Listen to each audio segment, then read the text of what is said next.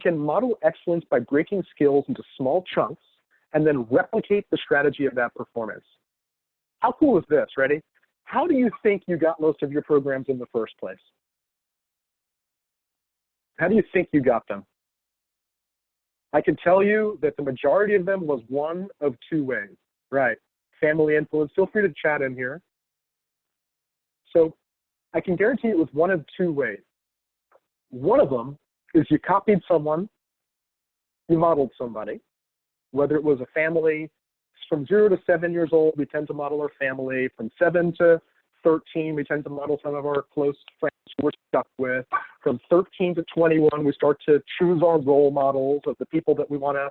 I like Michael Jordan. I like Batman. I like whatever. And so it's either a combination of modeling someone, either unconsciously modeling them, or consciously choosing to model them, or choosing to do the opposite. Ugh, I hate that they're so detailed. I'm never going to be like that. I hate that they have so much structure. I'm never going to be like that. So the way that you became you was mostly through exactly what Angie said, is through modeling other people around you, choosing to do the opposite of what people around you are doing, and then practicing it a lot. That's basically how you became you. Now, the cool thing about this is that we can model excellence by breaking skills into small chunks and replicate the strategy. So whereas most people, and this is kind of an underlying belief of NLP that builds on psychology. Psychology for hundreds, if not thousands of years, studied what's wrong with people. They have long books called the DSM. There's 4 or 5 versions of it, of all the abnormal things that could go wrong with people. They've got lists and pages and pages and chapters of all the things that could go wrong. And they studied all the things that could go wrong with people. Now, what we do in NLP and neurosemantics is, and what I propose is a useful way of being in the world, is that you begin to study the highest and best of people. Does that make sense? Rather than, if you want to learn how to make a really fast car, yeah, you could go to the junkyard and look at how the broken cars are, but you'd probably be better off modeling a Tesla, a Ferrari, a Lamborghini, or whatever you're into. Does that make sense? So rather than, and this goes along with the quote of you become like the 3 to 5 people who are closest to you, that you're modeling people. You are a modeler as a human being. You model the things that you see, the things that you hear, the things that you watch on TV, the conversations that you have with people, the things you hear in songs that you listen to, or the things whoever it is. And so what we're saying here is that if you pick people who are really good at things and you ask them lots of really good questions, you can learn how to do what they can do 99% of the time. The way that I learned to be, how many people here would consider themselves very productive? Okay, I'd say about 30% of the group that I see, and a couple of them are halfway up.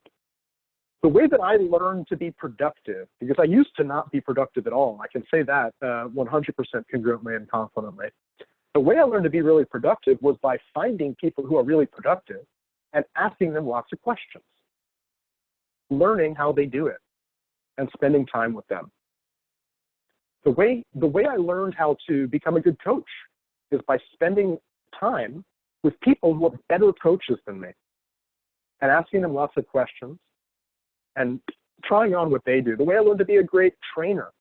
Public speaking used to be my second biggest fear, and public speaking on camera was always my first biggest fear. Now, the way that I learned to get over that and not only not be afraid of public speaking, but to be somewhat okay at it, is by finding people who are good at it and asking them lots of questions. What do you feel when you get on stage? How do you prepare for a presentation? What state do you get into when someone asks a question? What do you do if someone looks like they're not understanding? What do you believe about the participant? So we can find anything that you want to be good at, you can find people who are good at it. And nowadays with the internet, it becomes a lot easier and either ask questions or study it. It's pretty amazing. And the belief here is that genius is replicatable. Genius, mastery, excellence is replicatable, but the way that you do that is by studying the best, or at least as close to the best as you can get at your iteration of development. And that's an empowering belief that I can, it's called self-efficacy.